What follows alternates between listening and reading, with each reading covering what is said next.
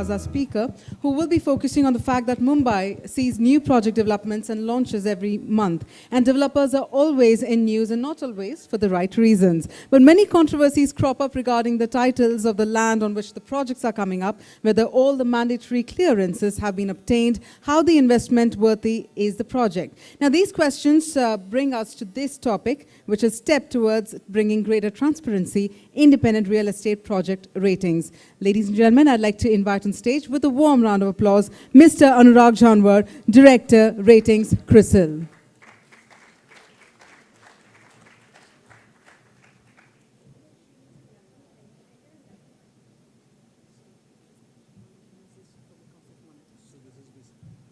A very good afternoon to all present here. We have had some interesting sessions by Mr. Pranay Vakil and then a panel discussion by Mr. Ghulam Zia. What is interesting to note in all these sessions is that, yes, we are geared up, we are part of an industry which is growing. We have our own growth story which we have seen over past couple of decades, and everything looks positive. But we have some hitches. We have some issues. What is that issue basically? Why is that a sector which is so very prominent for the overall Indian economy still not given the desired worth? Why is that we have issues? Why is that there are regulators who keeps on coming up with bills just to regulate this sector? So basically with this perspective, I would like to talk about independent project ratings and what role it plays in the overall sector. The flow of the presentation would be briefly talk about what is the importance of real estate industry in the overall economic setup. Look at some of the prominent characteristics of this sector. Look at are there challenges because of the characteristics which are faced by the stakeholders, and then how basically a project rating help to address some of these concerns. So, couple of important points. It's one of the most important sector after agriculture. It provides highest employment, both direct and indirect, over 41 million to the overall country. It has got a multiplier effect where it stimulates demand in almost 250 plus ancillary industries like cement, steel, your consumer durables. It contributes to 5 to 6% of India's GDP. Overall economic value is close to 45 to 50 billion US dollars. Residential segment is by far the largest contributor. It forms the major chunk, almost 90 to 95%. And as all of us know that there is an acute shortage of residential, estimated to be almost 22 to 25 million. This segment is expected to see continued investments in years to come as well. Real estate sector is one sector which has got a very high correlation to the overall economic development, and hence we see cycles coming as we see economic ups and downs.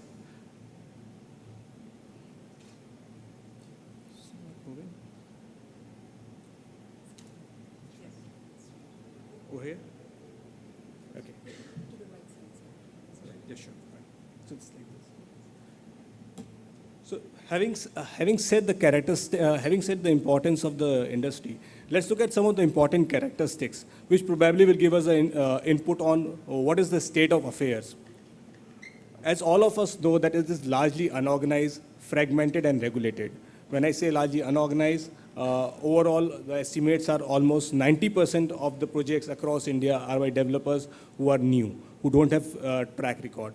It's fragmented in the sense that every city is different, every micro market is different, and rules and regulations across different industries, different cities, different regions are different. So what it boils down to is that there is limited entry barrier. So basically you don't need any approval or any set specified parameters to do a real estate project. Different locations follow different norms, they are different. So within Mumbai, probably a South Mumbai would behave differently than compared to a West Mumbai. And even the peripherals will behave quite differently. Looking at approval side, where we have heard that this is one of the major challenges. There are multiple authorities which are involved in giving all the required approvals in project stage. And estimates are there are almost 50 to 60 projects, approvals which are required throughout the project cycle. It is highly capital intensive. There are very high funding requirements, and it's relatively medium to long gestation period to recover the overall investments. It's cyclical in nature, and hence the cash flows also get affected because of the cycle which we see in the overall economy. Having seen the characteristics, there are few challenges which I would like to highlight, which again are very closely linked to the characteristics. One of the major issue which we face, and one of the major challenge which as an industry we face, is that delay. Now, most of the delay basically are because of four key parameters. One of them is related to construction. Now, this sector has been facing issues of qualified and unqualified, skilled and unskilled laborers. Estimates are there are almost 50 to 60% shortfall for unskilled laborers, and almost 90 to 95% shortfall in case of skilled laborers in terms of architects, in terms of civil contractors. Given the state of affairs, it leads to a huge cost on the overall project to get the right kind of people to do the job. There is shortage of material, and we keep on hearing about issues of sand mining. We keep on hearing about issues of water and rules being passed just to take those things into account. What it all does is that apart from creating delay in the project, it adds to the overall project costing. There are issues of construction quality where end customer does not know till he actually starts living in the project as to what the quality of the project was. And it gains prominence in today's context where we are hearing lot and lot news of buildings getting demolished, buildings getting, dilapidated buildings getting totally drawn, and there are a lot of people who are being died. So basically, construction is one of the issue which is, though not totally under control of the industry, is affecting the project delays. Regulatory, by the very nature itself, almost 50 to 60 approvals. A rough estimate says that it's almost 2 to 4 years just to get all the approvals in place. Just look at it in contrast to the overall capital-intensive nature of the industry, and almost 4 years to get the approvals. It just adds to so much of cost to do a project and on the viability of the project. Again, on the financial side, I guess all of us know that from RBI perspective, there is the real estate sector lending is basically kind of not too favored. There are very high provisioning norms which just discourages the lending to the sector. And estimates are that out of the 100% of the projects which are applied for bank funding, only 5 to 10% get really funded. This is a huge worry for the overall industry. What it implies is that the balance 90% of the project are sourcing funds from the secondary market, just adds to the cost, and the estimates are almost like a 2% to 3% per month, which is 36% a year, which is not even the return of most of the instruments at this point of time. We have, in the last 2 to 3 years, we have seen NBFCs coming forward and lending to the sector, but obviously the costing is a little higher. PE funding is kind of, though they are sitting on the sidelines, but the experience has not been that good. So again, that segment-wise, the funding has been right down. Most important characteristic of the sector now is that, given that 90% of the people are not getting funding, they rely on the project, finances to undertake the construction, which is very, very highly linked to the cash flows of the project, and which is again linked to the location, which is again linked to the capability of the developer to sell the project, which is linked to the overall sentiments in the economy. All this put together adds to a huge cost on the financial side, and any project which does not have required financial backing sees delay on account of that. Another interesting and the important aspect is basically on the sponsor side. As I mentioned, it's largely unorganized, and majority of the projects in this country are basically undertaken by people who have very limited experience, construction experience. As all of us will agree that doing a real estate project is not only about selling the project. It's not only about getting approvals. It's also about creating that buzz in the market. It's also about having the trust of the customer. So there are multiple skill sets which are required. So any new project by someone who has got limited experience, this in itself poses a very high execution risk.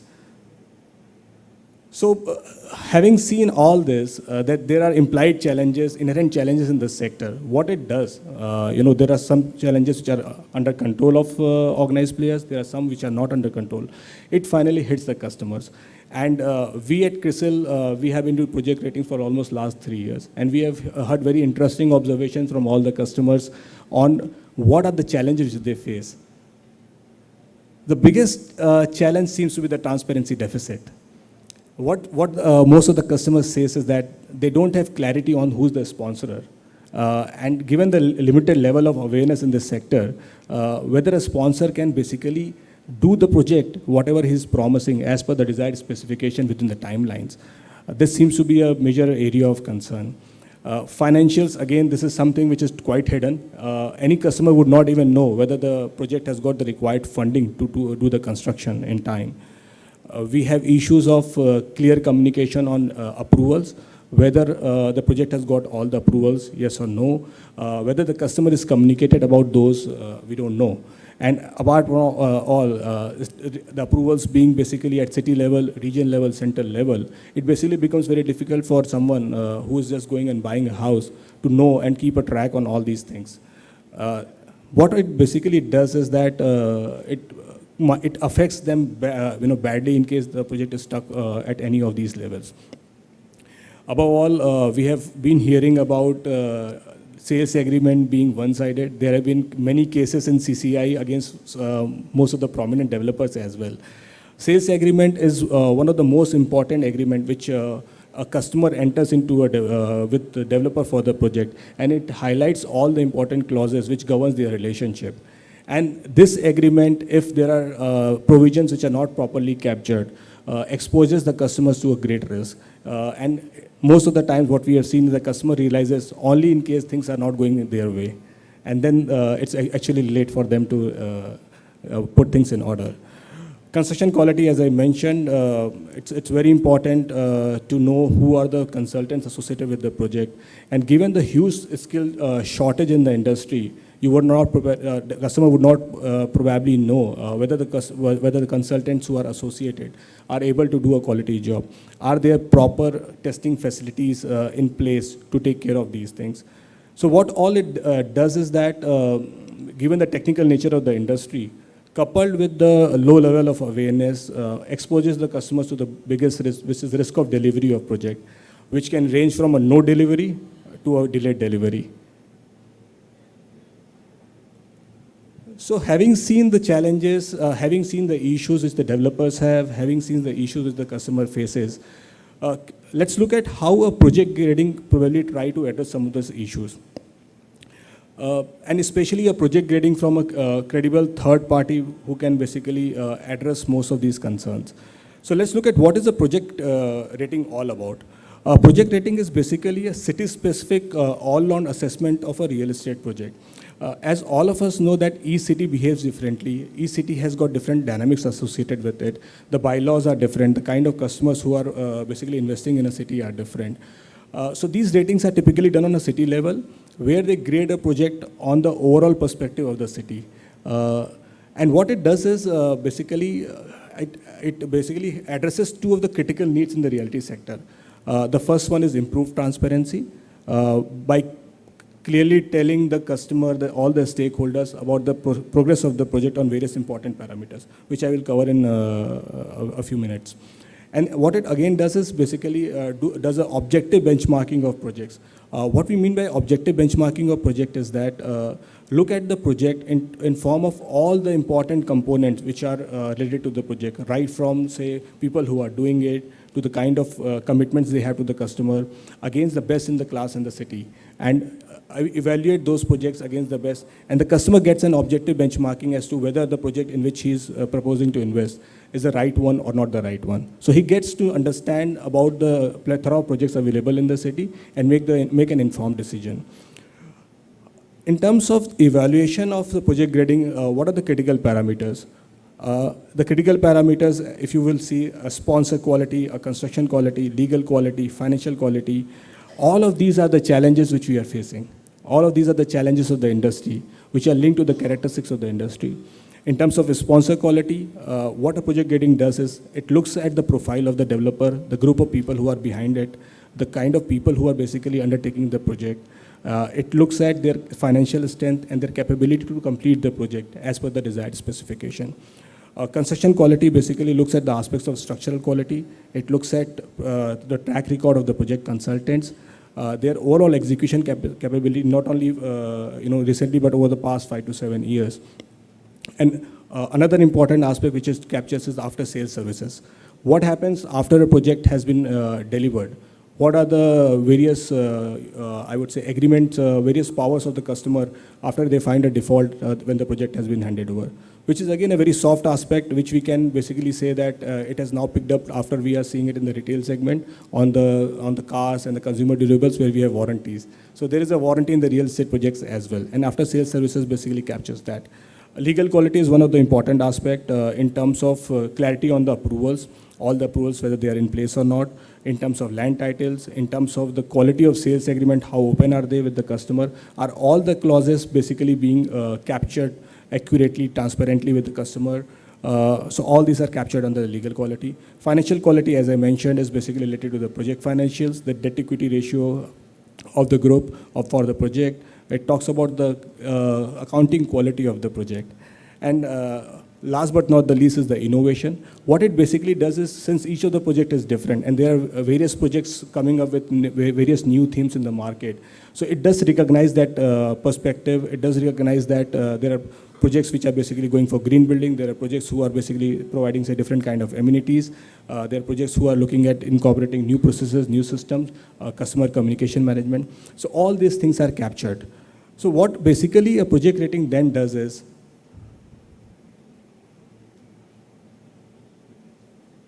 again it is stuck.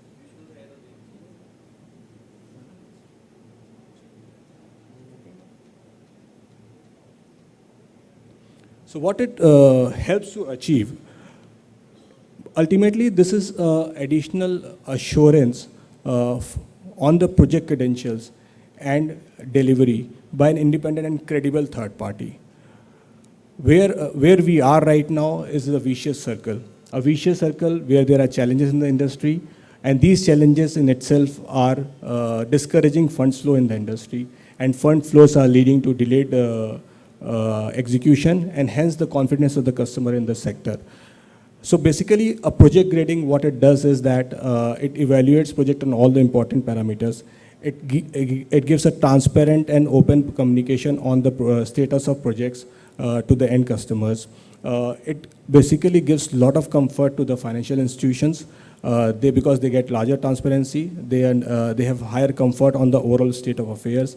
What it would do basically is that lead to increased flow of funds to the segment. It would lead to increased comfort of the customers. And overall, because of the increased comfort, the project viability increases. Customer basically would know what is the right, basis his risk profile and his investment preferences, would be able to invest in the projects in a faster level. Right now, we have issues that customer basically takes a lot of time before basically buying a particular project. Because of the transparency issues.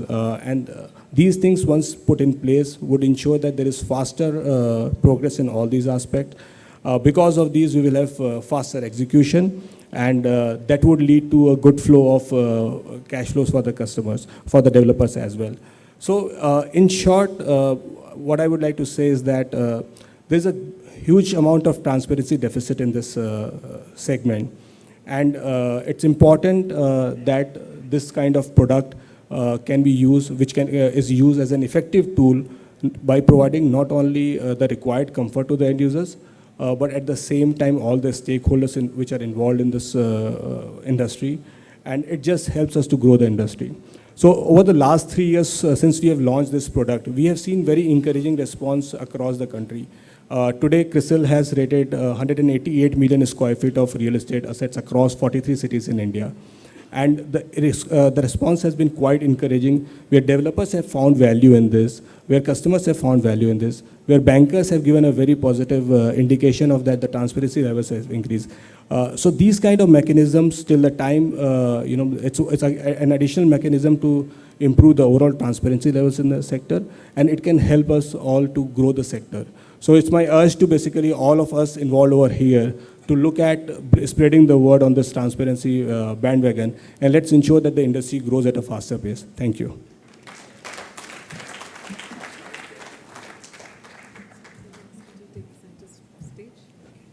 I'm going to request Mr. Anurag to take the center stage, as I'd like to invite Mr. Vinod Makwana to please come on stage and present a memento to Mr. Anurag, the Director, CRISIL.